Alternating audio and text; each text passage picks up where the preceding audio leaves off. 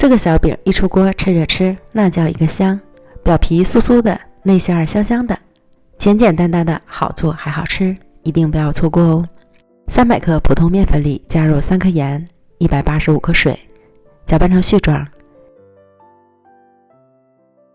下手揉成稍软的面团，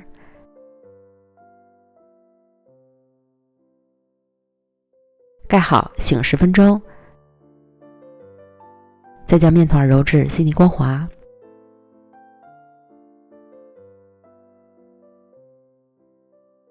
移到案板上搓成长条，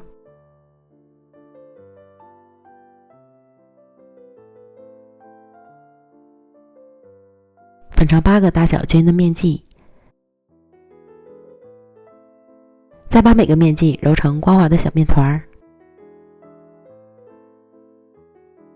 搓成长条形。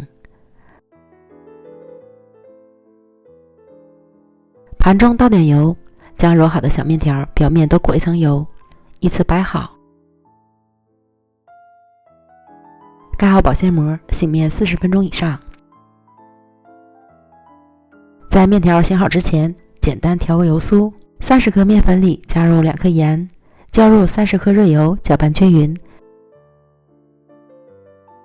调成酸奶状的油酥。醒好的小面条软软的，延展性非常好。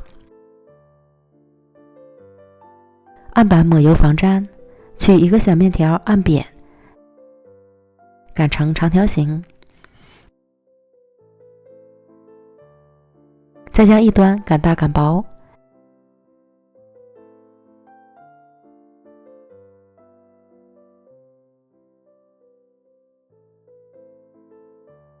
淋上油酥，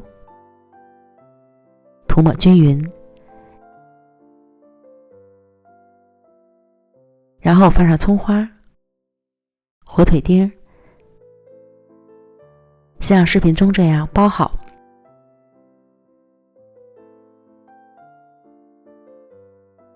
再边抻边卷，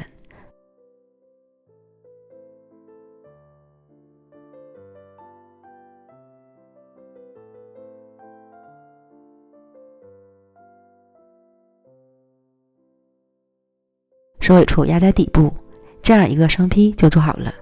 依次将所有的饼坯都做完，松弛5分钟，这时就可以预热饼锅。电饼铛刷宽油，如果想要饼皮酥脆好吃，油不能太少哦。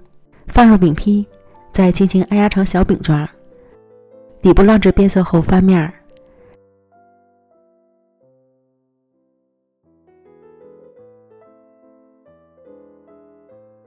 另一面烙至上色，再次翻面，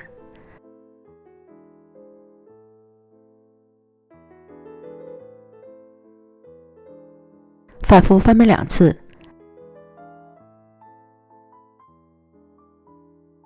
烙至两面金黄酥脆即可出锅。